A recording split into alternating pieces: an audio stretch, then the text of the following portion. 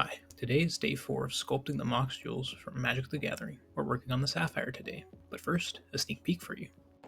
So I started the same way I did last time, but this time with the circle. I made quick work with the jewel faces, but I just couldn't imagine how they were aligned because of the shading on the card.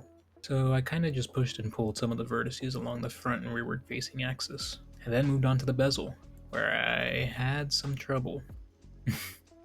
Yeah, see, I tried the old tried and true circle, curve, and cylinder combo, but it came out all blocky and I just couldn't smooth it out smoothly. So I was like, what is this bezel's basic shape? A donut. So I looked up a tutorial on how to make a donut in Blender. And then I was like, wait, isn't there already a pre-made mesh? And yep, it's called a torus. Next is the bowl shape part, which I think is called the embellishment. I ran into even more trouble here.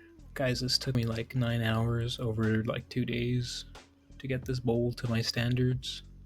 And even then, I don't really like the way it came out. So I tried freehanding it, but resorted to sculpting with the geometry itself. Again, I had trouble beveling the edges, just like the pearl, but I got it all figured out in the end. Finally, I made the bales, and I even used that cool Taurus pre-made mesh.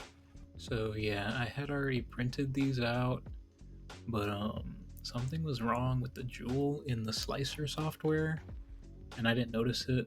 So like the jewel part basically printed out paper thin and just like collapsed on itself.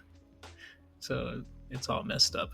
But I did fix it, and I also made everything a little thicker along that frontward and rearward axis because I thought I just needed a little more meat.